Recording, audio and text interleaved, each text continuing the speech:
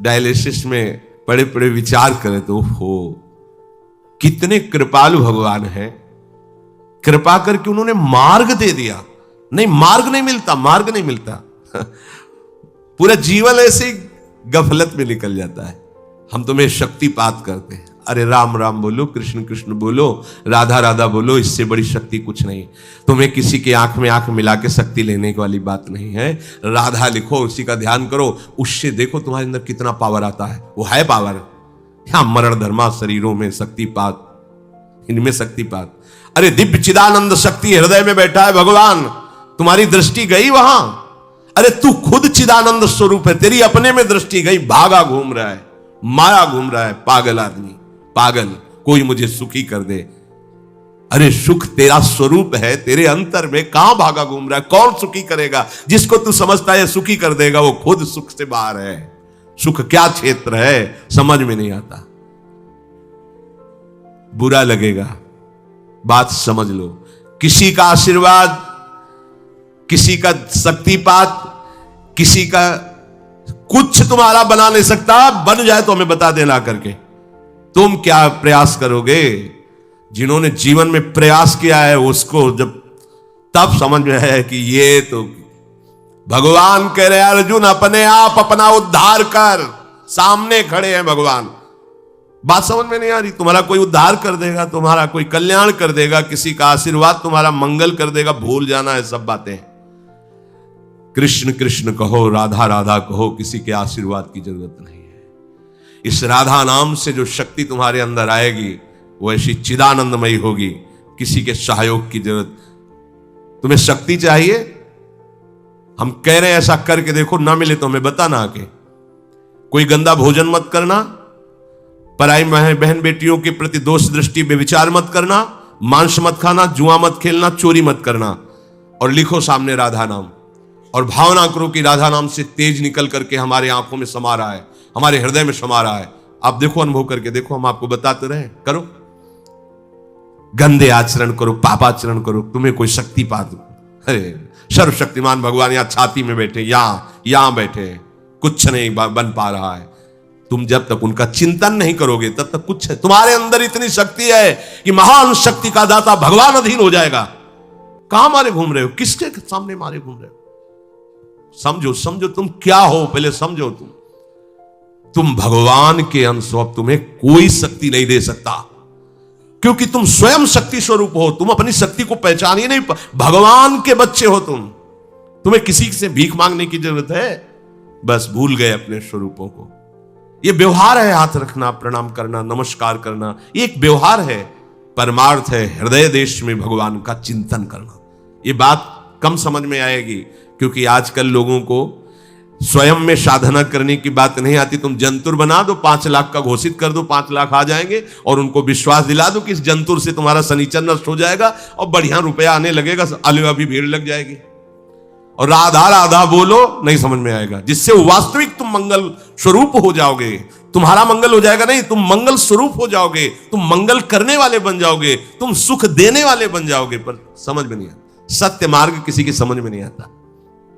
कोई बिरला ही होता है सत्य मार्ग पर चल दे। आप लिखो अपने सामने राधा, और ऐसा भावना करो, और हमें बताना। आप यह माइक से कह रहे हैं, बताना आप आके कि आपको क्या अनुभव हो रहा है। अगर आप बुरे आचरण करोगे तो हम फिर नहीं बात कहते। आप जैसे करें वैसे चलो, सालों की बात नहीं करें, कुछ दिनों में आपको आभास होने लगेगा कि मेरे अंदर क्या आ रहा है। बस लिखो सामने राधा नाम, और भावना करो कि जैसे सूर्य तेजों में किरणें फेंकता है, ऐसे राधा नाम से किरणें आ रही और हमारे अंदर सामर्थ्य बढ़ रही। भावना करो तो आपको अनुभव में आने लगेगा। सत्य वस्तु की तरफ चलो, सत्य मार्ग की तरफ चलो, भ्रम में मत भटको।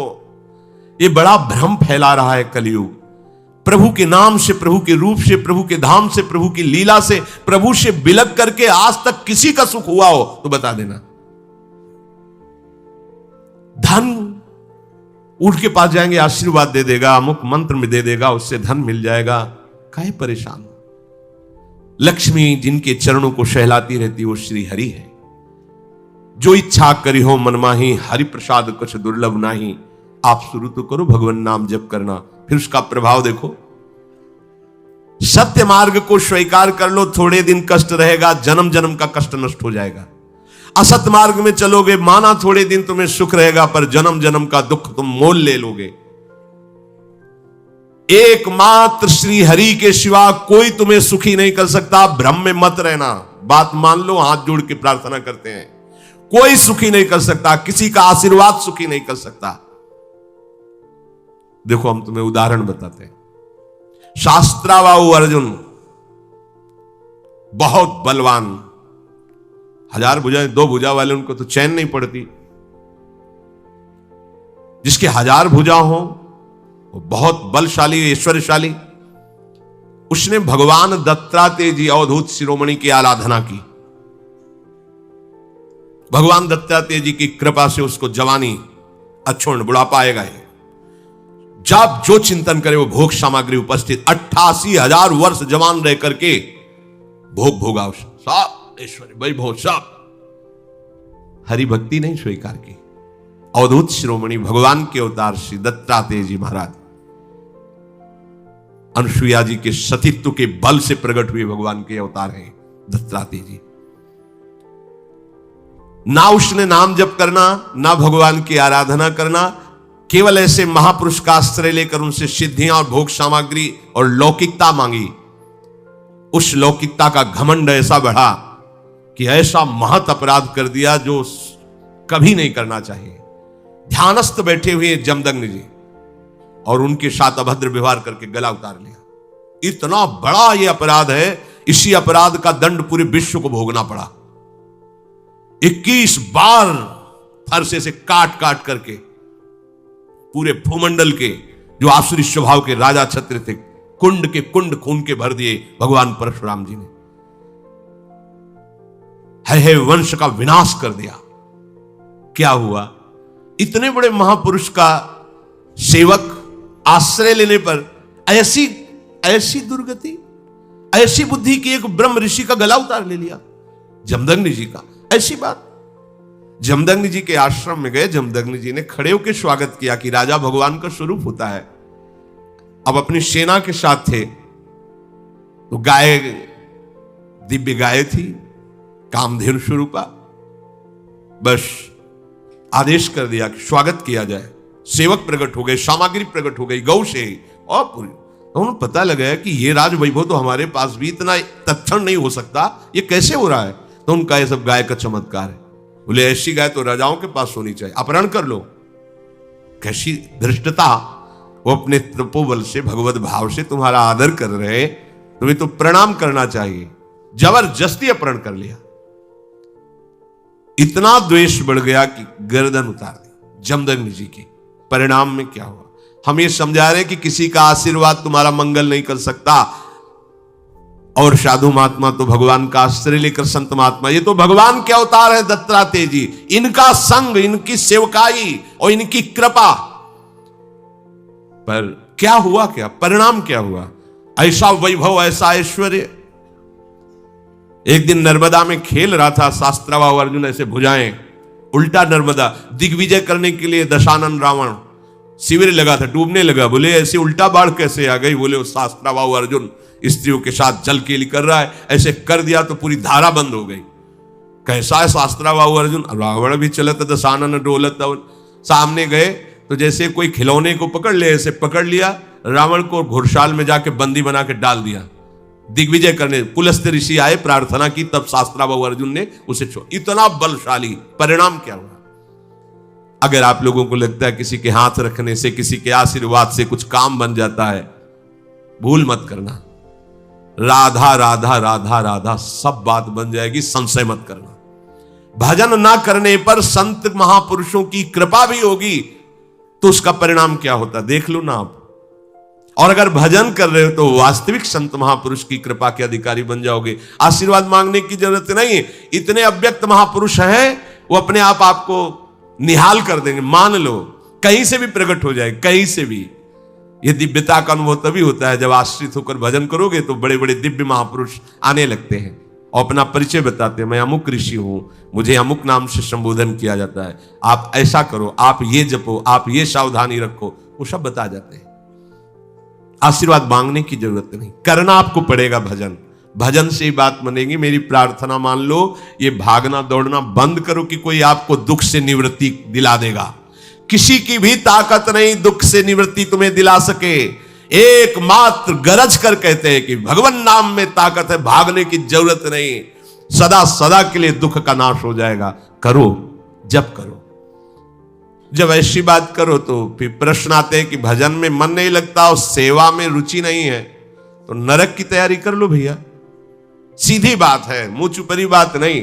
भजन नहीं करोगे, भगवत सेवा नहीं करोगे, मनमानी आचरण करोगे, तो उसके लिए फिर व्यवस्था अलग, दंड विधान है। आपको भजन करना पड़ेगा, आपको सुधरना पड़ेगा। कोई नहीं सुधार सकता। तुम्हारे हृदय में भगवान बैठे, फिर भी तुम दीन दुखी और दुख पा रहे हो ना, तो किसका और तुम सहारा लेना चाहते हो? जब भगवान बैठे हैं हृदय में, फिर भी तुम्हारा मंगल नहीं है, फिर भी आनंद नहीं है, तो उसमें कमी क्या है? तहां वेदस कारण राखा, भजन प्रभाव संत श्रुति भाग। भजन भजन, राधा राधा राधा राधा राधा, देख लो करके आप करो तो यही तिजोरी खुल जाएगी, यही हृदय में ही। ऐसी संपत्ति है प्यारे, निहाल हो जाओ। ये कोई संपत्ति है बाहर की? अरे अभी तो तुम्हें संपत्ति का परिचय ही नहीं मिला है। ये संपत्ति है कूड़ा करकट, इसे संपत्ति समझते हो? संपत्ति जब खुलेगी तो नाच पड़ोगे। अभी तिजोरी में चाबी लगाओ नाम की, राधा राधा राधा। जब परम धन खुलेगा हृदय से, निहाल हो जाओगे। सतरति सतरति सा लोकांतारयति।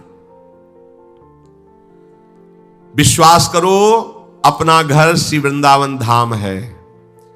प्रिया प्रीतम हमारे स्वामी हैं, उनसे बिछुड़ गए, संसार में भटक गए। अब फिर हमें जगाया जा रहा है, सो मत, जगो और अपने घर आओ। जन्म जन्म की थकान मिट जाएगी जिस समय लाडली लाल अपने चरणों में हमें पड़ा देखकर उठाएंगे ना। जन्म जन्म की थकान, और इनके बिना थकान मिटने वाली नहीं।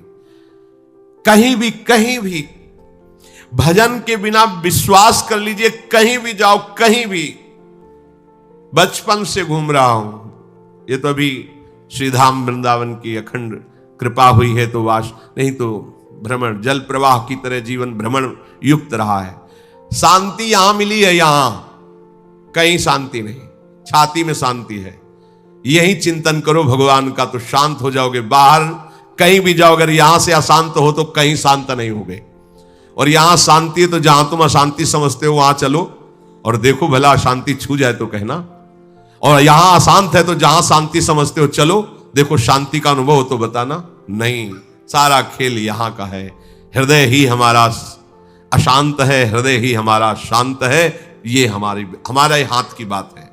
अगर अशांति का चिंतन करोगे तो अशांत रहोगे, शांति का चिंतन करोगे तो शांत रहोगे। शांत है प्रभु शांताकारम, अशांत है संसार, संसार का चिंतन करने वाला अशांत।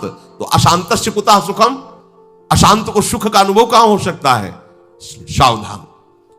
प्रभु आगे के श्लोक में कह रहे हैं, शास्त्र युग पर्यंत महर्यद ब्रह्मणो विदुः रात्रिम युग शास्त्रांताम तेहो रात्र विदो जनाः। जो मनुष्य ब्रह्मा के 1000 चतुर्युगी वाले एक दिन को और 1000 चतुर्युगी वाली एक रात्रि को जानते हुए मनुष्य ब्रह्मा के दिन और रात्र को जानने वाले कहे गए हैं। ये जानने के लिए इसलिए भगवान संबोधन कर रहे हैं कि ब्रह्मा की भी एक सीमित आयु है, इसके बाद वहां भी सब नष्ट हो जाएगा, ब्रह्मलोक भी नष्ट हो जाएगा, ब्रह्मा भी अंतर्ध्यान हो जाएंगे। ये जानने का तात्पर्य कि सब नाशवान। थोड़ा ज्यादा उम्र उनकी है, अपनी थोड़ा कम है।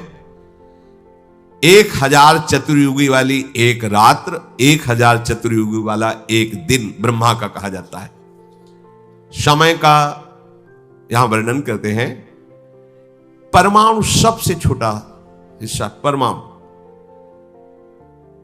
जब 2 परमाणु मिलते हैं तो उसे एक अणु कहते हैं, और जब 3 अणु, समझो, जब 2 परमाणु मिलते हैं तो एक अणु कहते हैं, और जब ऐसे 3 अणु मिलते हैं तो उसे त्रिसरेणु कहते हैं। जो झरोखे में सूर्य की किरण आ रही हो उसमें देखो छोटे छोटे उड़ते दिखाई देते हैं, उसे कहते हैं त्रिसरेणु। और जो 3 त्रिश्रेणुओं के पार करने में सूर्य जितना समय लगाते हैं उसे त्रुटि कहते हैं।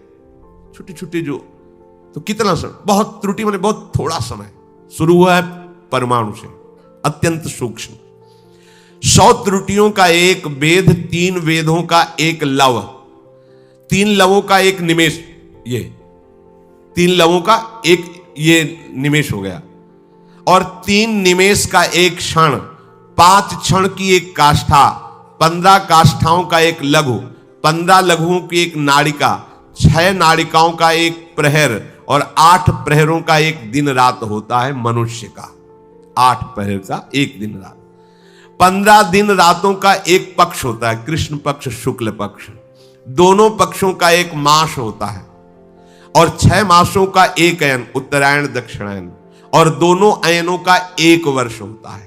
यह हमारी आयु का, समय का वर्णन किया गया है। एक मनुष्य के जो वर्ष व्यतीत होते हैं, एक वर्ष, उसमें देवताओं की एक दिन रात्रि होती है। हमारे एक वर्ष, उनके एक दिन एक रात्रि। उत्तरायण दिन और दक्षिणायन रात्रि होती है, 6 महीना। हमारी जो दिन रात्रि है उसकी क्या गणना है, सोचो। हमारा साल व्यतीत हुआ तब उनकी एक दिन रात्रि होती देवताओं की।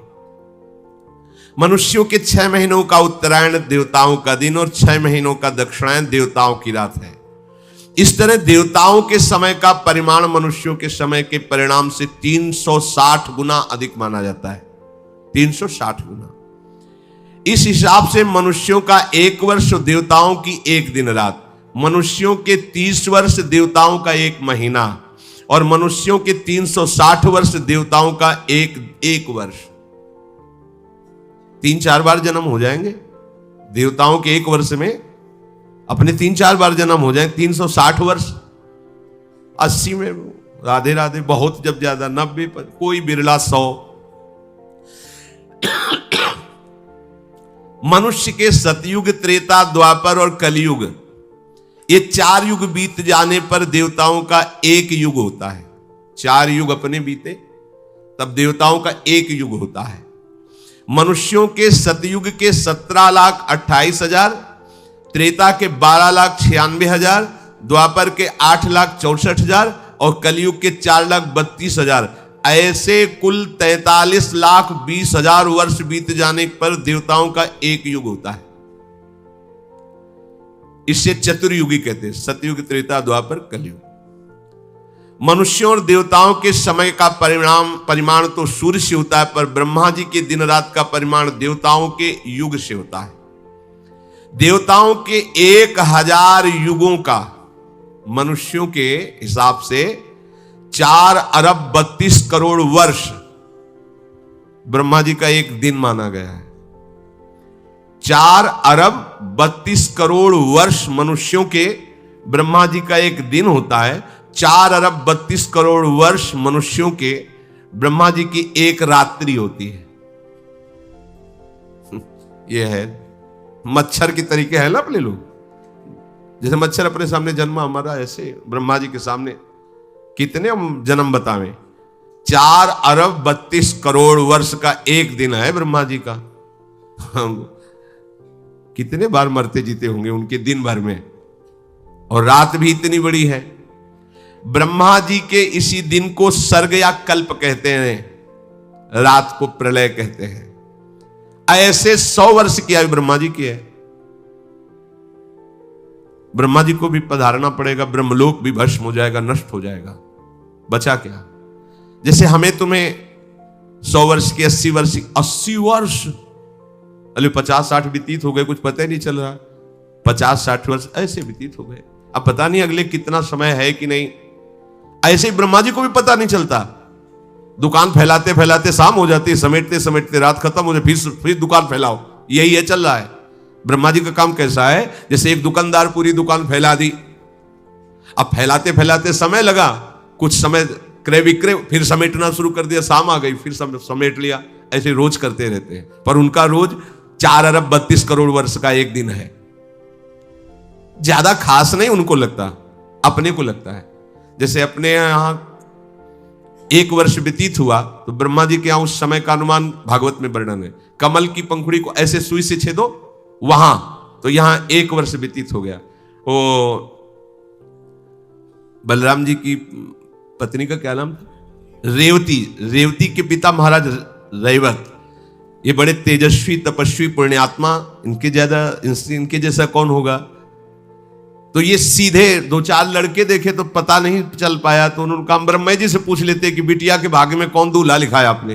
वो आ गए, वहां नृत्य हो रहा था, तो कुछ क्षण रुके, नृत्य पूरा हुआ, तब ब्रह्मा जी से प्रणाम करके कहा, हाँ कैसे आए रेवती?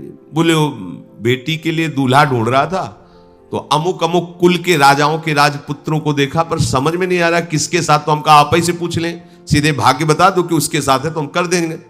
बोले उनकी तो कुल परंपरा नष्ट हो गई।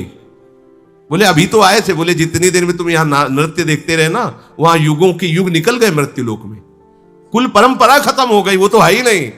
अब तो द्वापर युग चल रहा है, भगवान का अवतार हुआ है, अनंत फणधारी भगवान शेष बलराम जी के रूप में होते, जाओ वो दूल्हा है उनको ब्याह कर दे।